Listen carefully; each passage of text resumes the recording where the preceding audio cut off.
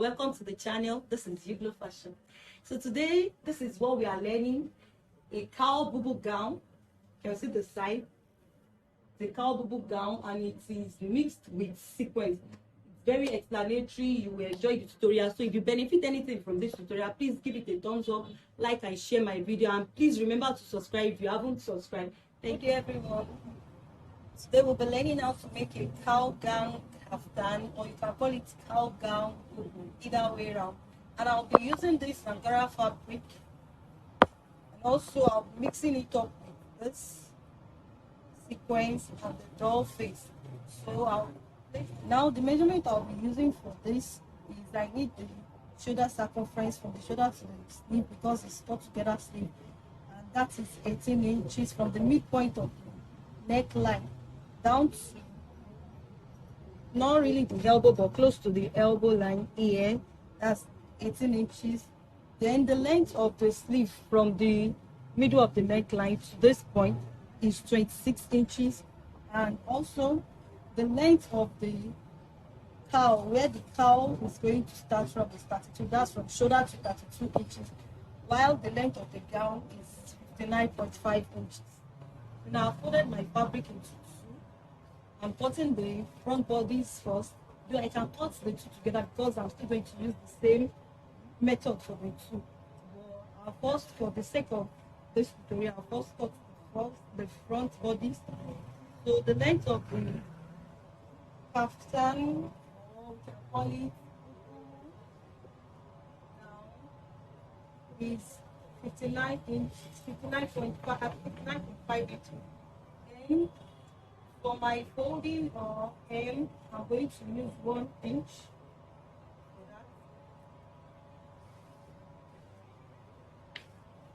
Then from this side again, I'll measure. I said I'm going to determine the cowl on 32 inches. That's from shoulder to 32 inches. This is 32 inches. Then the circumference of the sleeve. The sleeve is going, the first part of the sleeve before I join another one is going to be 18 inches. That's from the middle of the neckline, like I explained earlier. So I need 18 inches now. This is the midpoint, so I need 18 inches. Chop the 18 inches. So after measuring the point where the cowl is going to end, I will measure 2 inches from shoulder. I measure 32, then I'll measure another 2 inches, which I will rule out. So I've gone ahead to cut the back bodies, so making 4. I'm placing the both the front and the back on each other. So let me rule out this. So now after measuring the 2 inches, I'll come back to the neckline. Because I'm cutting the two together, I'll first deal with the back bodies. So don't forget the front bodies is the one on top. So because I'm cutting them together, I'll measure the circumference of the neckline, which is 3 inches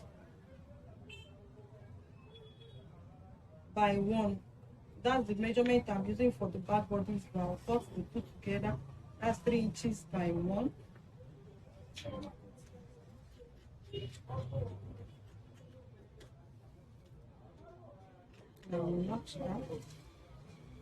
So for the shoulder, I said from the middle of the neckline to where the sleeve is going to end, here, like what I'm wearing now. You can see there's another connection after this to here. The sleeve is cut together with the main body. So from here, I have 18 inches from the neckline. So I'll just come here and measure 1.5 or 2 inches. That's for the yoke.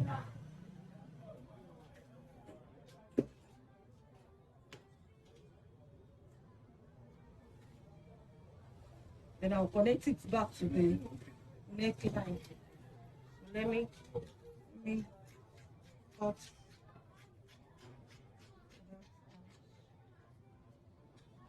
Remind you, this is where the 18 inches end. And after that, I forget to mention this earlier. I'm going to use the hip measurement. So I did not mention the hip measurement. The hip measurement is 40 inches, 48 inches rather. So 48 divided by 4 will give me 12 inches.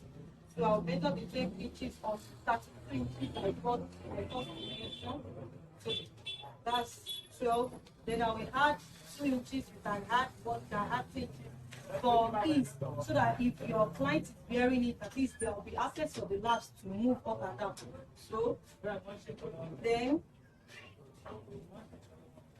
I will transfer this to the down, the 2 inches extra, and from there I'll measure it to the length of the gown.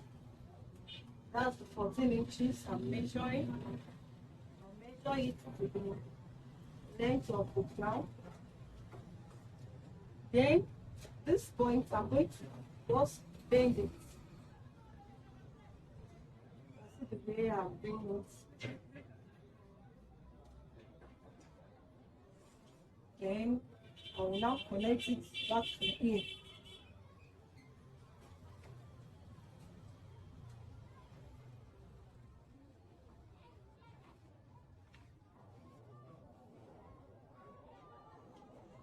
And also here, I'll give it a puff shape. Just come in with just 1 inch. Or you can make use of your ruler. So you can use your French cup on that side. And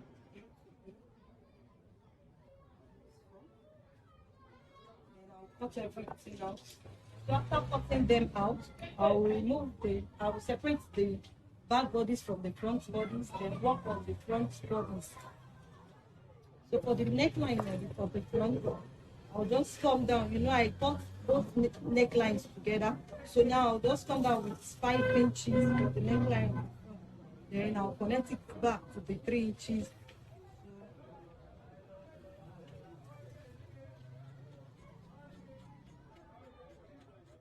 Then after that, after cutting the neckline, because of the design of how the chest is,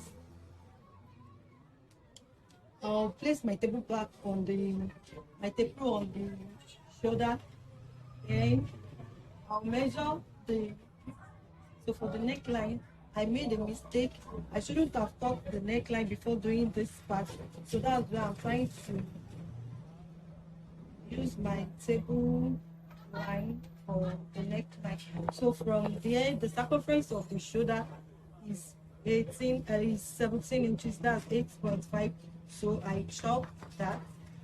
Then from that point as well, I measure the under bust of my client, which is 15 inches, and the nipple point, which is 12 inches. All I'm doing is just to bring out this particular shape. Then here I measure 4 inches. I extend the 4 inches here to 5.5. I added 1.5 inches to it just for this particular shape. Then where the neckline, the 6 inches and 5 inches that I measured earlier, so I added 1 inch to that side just for this shape. So in case if you are not doing this type of shape on your neckline, you will not really need all this. So before I cut this out, I'll still add to it. I'll add 1 inch to it, because if you look closely at the side, you will see that there is split by the side. So I'm adding 1 inch round to this measurement.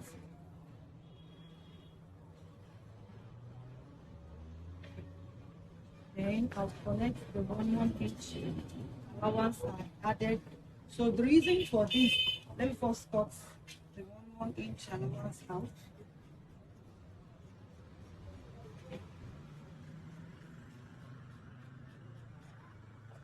So I've notched the middle.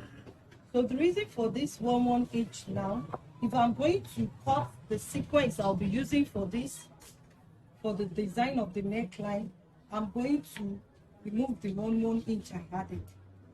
So this is what I need. This is what I'm going to cut on my sequence.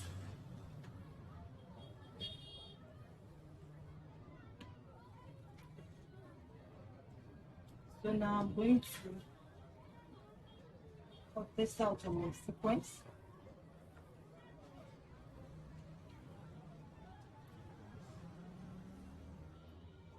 So after cutting this out, I added 1 inch, so I've trimmed out the 1 inch, and I placed it back on my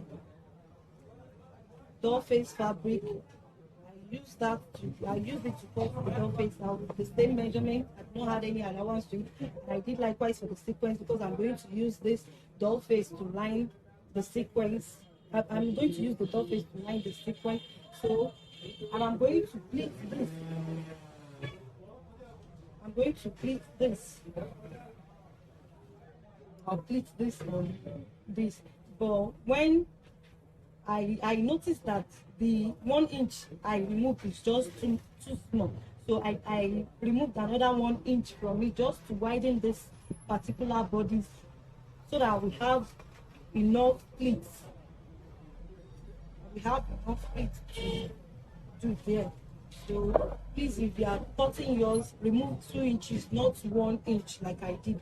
You can remove 2 inches just to widen the neckline so that when you are pleating, you have enough pleats there. Thank you very much. Now I've stitched my doll face and the sequence together, and I've added my stay on it.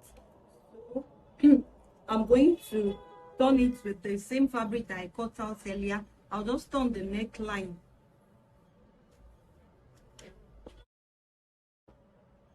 So after that, after stitching the neckline, I'll turn it to the right side, then stitch the sides. So I've gone ahead to iron the neckline, and I notched the down part, and I've notched this as well. So I'm going to pin the two together.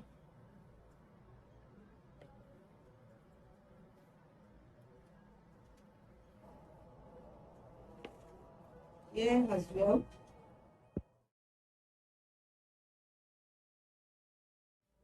The pleats, I'll turn it to the other side, the wrong side.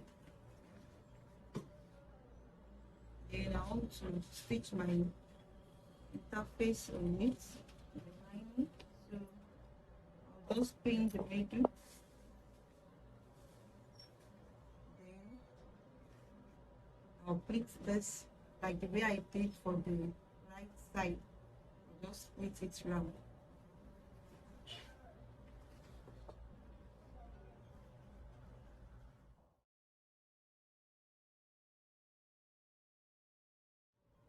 So after stitching the lining, this is the outcome. So the next thing now is to stitch both front and back bodies together, and I'm going ahead to stitch the neckline of my back bodies.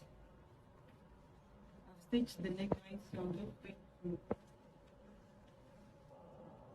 stitch the shoulder first.